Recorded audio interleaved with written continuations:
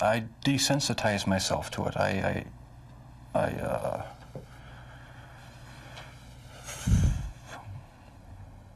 don't know, I went to great lengths. He is pure evil, but you'd never know it by looking at him. But when you hear him, that's another story. His killing field was Milwaukee, and he got away with murder for more than a decade. But how could any of this happen? For the first time ever, Nancy Glass is here inside the world of Jeffrey Dahmer. Bill, when I sat down opposite Jeffrey Dahmer for this interview, I wondered what he would tell me, how hard it would be to get him to discuss his horrific crimes. What I found was that he was very forthcoming. He volunteered details that may be difficult to hear. I began by asking what he wanted from the men he picked up. I had these obsessive desires and thoughts wanting to control them, to, I don't know how to put it, possess them permanently. And that's why you killed them? Right, right. Not because I was angry with them, not because I hated them, but because I wanted to keep them with me. And as my obsession grew, I was saving body parts such as skulls and skeletons. Jeffrey Dahmer is recalling his monstrous past. Almost 2 years ago in this little apartment in Milwaukee, police discovered the grisly remnants of one of the most horrible crime sprees in American history. Jeffrey Dahmer, an unassuming chocolate factory worker, would eventually confess that he had seduced, murdered, and dismembered 17 young men. He even ate some of his victims' body parts. He instantly became the center of worldwide media attention, a serial killer unmasked. There were protests and press conferences in Milwaukee as people tried to understand how this could have happened in their midst. How did Jeffrey Dahmer get away with murder after murder for 13 years? How did a boy born into a hard-working middle-class family turn into the worst kind of monster imaginable? In this exclusive interview, we put those questions to Jeffrey Dahmer himself. We met with him at the maximum security prison where he is serving his sentence of 999 years. For the first time, he talks about his crimes and gives us a chilling look inside the mind of a serial killer. It's a process. It doesn't happen overnight. When you depersonalize another person and view them as just an object for pleasure instead of a living, breathing human being, it seems to make it easier to do things you shouldn't do. The reason why Jeffrey Dahmer was able to get away with his crimes was because of just what you are seeing here. Jeffrey Dahmer is intelligent and articulate. That is what makes him so frightening. But if you listen carefully to his words throughout this interview, you realize it is a thin disguise. You do sound, though, like the kind of person who could have said to himself, "This is wrong. I must stop." I always knew that it was wrong, but after the first killing was not planned. I was coming back from the shopping mall back in '78.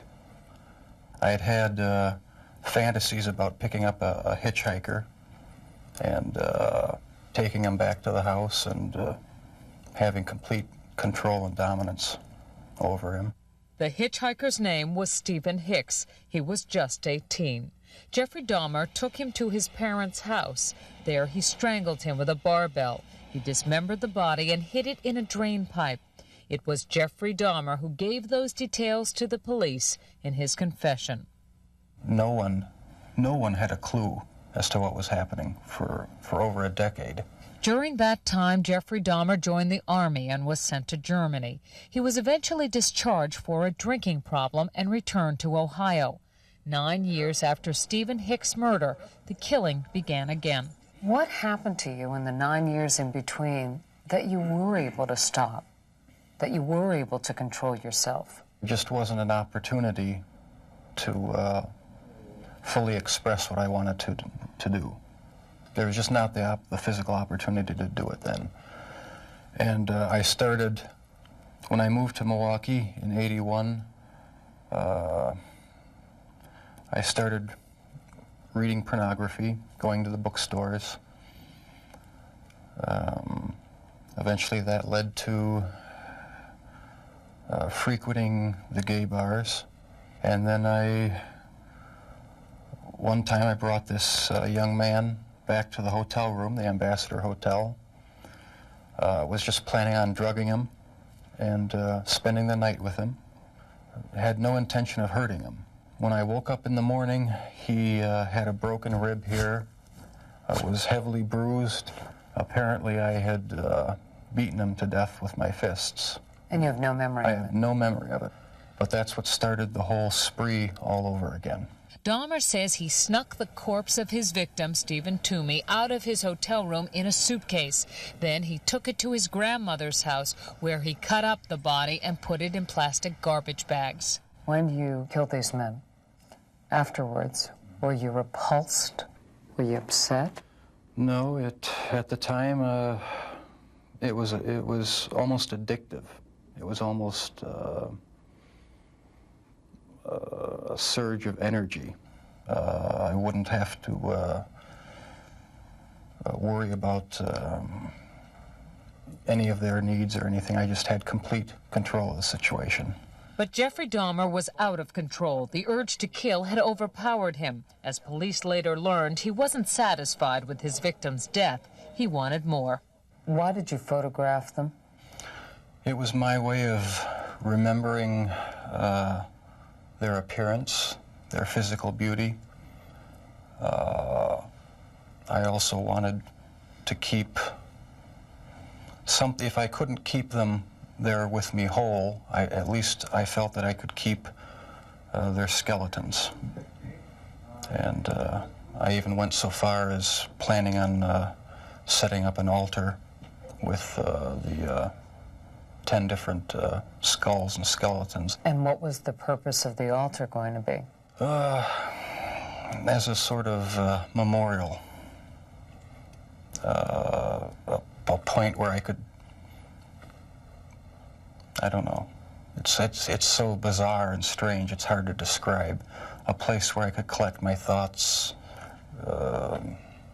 and feed my obsession. When the bodies were still in your apartment, there was no time when you would see them and say, this is grotesque, what have I done? There were times, but the compulsive obsession with doing what I was doing overpowered any feelings of revulsion. This man with a quiet, almost shy demeanor became a master manipulator who was able to lure strangers he met at gay bars to his apartment.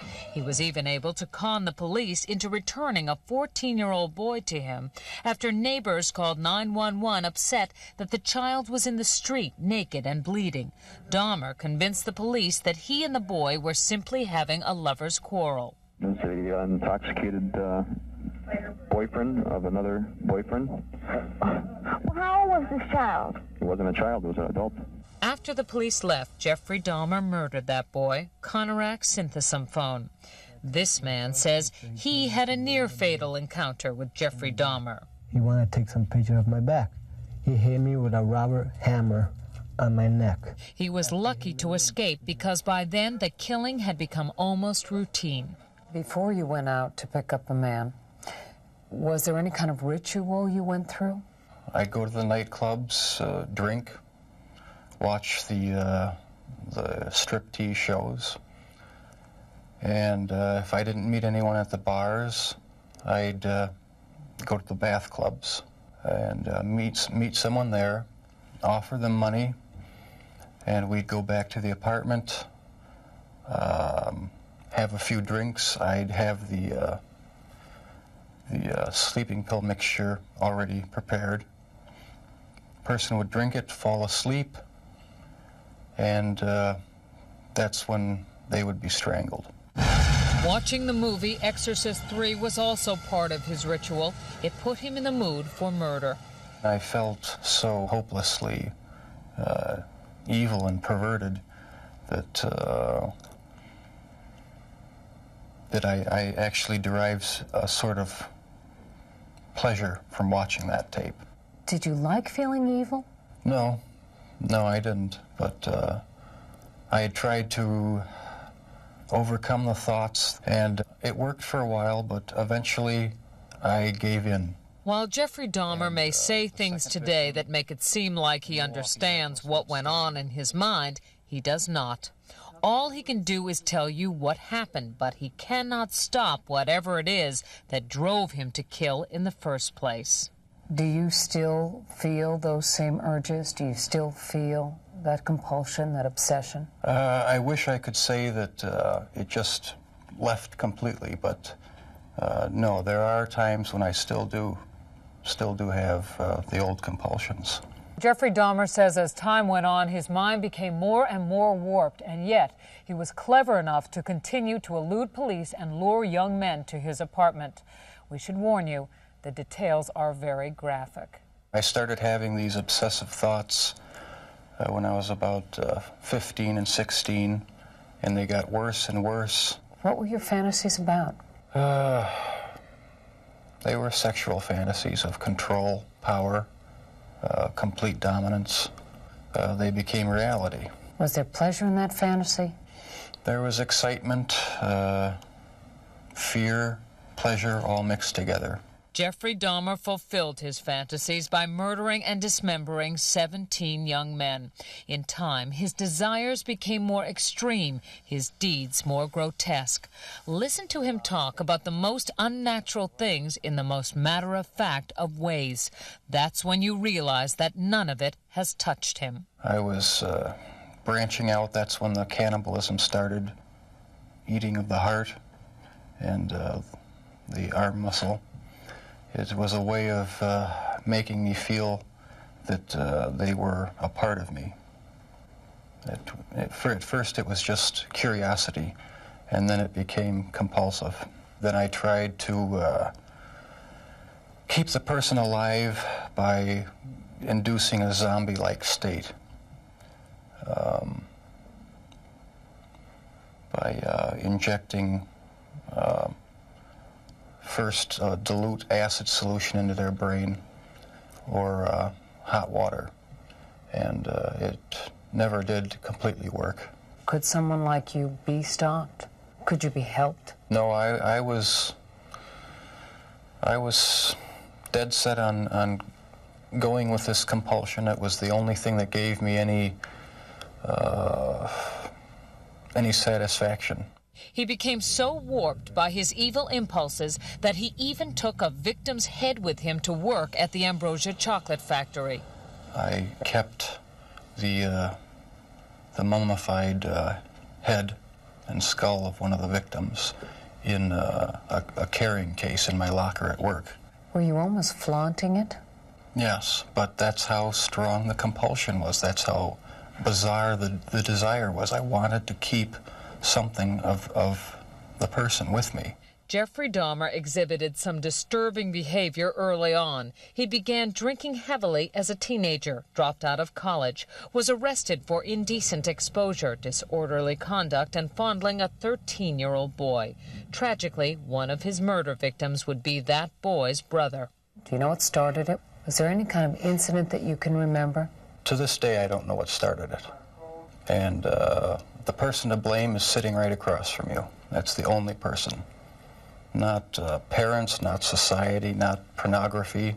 I mean, those are just excuses. His macabre 13-year crime spree finally ended when this man, Tracy Edwards, brought the police to the infamous apartment. Like the others, he had gone there with the promise of money. He was listening to my heart because at a point he told me he was going to eat my heart at that point. I hit him and I ran. What was the turning point for you that made you suddenly realize that you had done something terribly wrong, something you should be sorry for?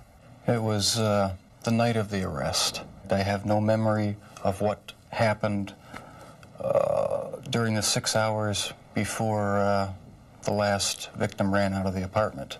I heard a knock on the door, and the police were there with the last victim. They asked me where the key was to the handcuffs. My mind was in a haze. I sort of pointed to the bedroom, and that's where they found the pictures. And they yelled, "Cuff him." And I was handcuffed. And it was just the realization that there was no point in trying to hide my actions anymore. The best route was to help the police identify all the victims and just make a complete confession. When it was revealed that most of the victims were black or homosexual, people in Milwaukee were incensed. Many felt that was why he went after them and why the police didn't seem to care when their families reported them missing. 10 of your 17 victims were black. Were they racially motivated It was crimes? not racially motivated. It was not sexual preference. It was just to find an obsession with the best-looking young man I could find. While you just heard him say that his sexual preference had nothing to do with the killings, he has not come to terms with his homosexuality. Never understood it. There was no use trying to fight it because I couldn't rid myself of it. It was too powerful and persistent. Do you dislike it? Yes, it's caused a lot of problems for me. A lot of conflicts and unanswered questions. The conflicts remain with him, and so do his compulsions. But in prison, he finally cannot act on his savage desires. If you were out on the street now, would you still be committing the crimes? Probably. If this hadn't happened, there's no doubt I probably would be. I can't think of anything that would have stopped me.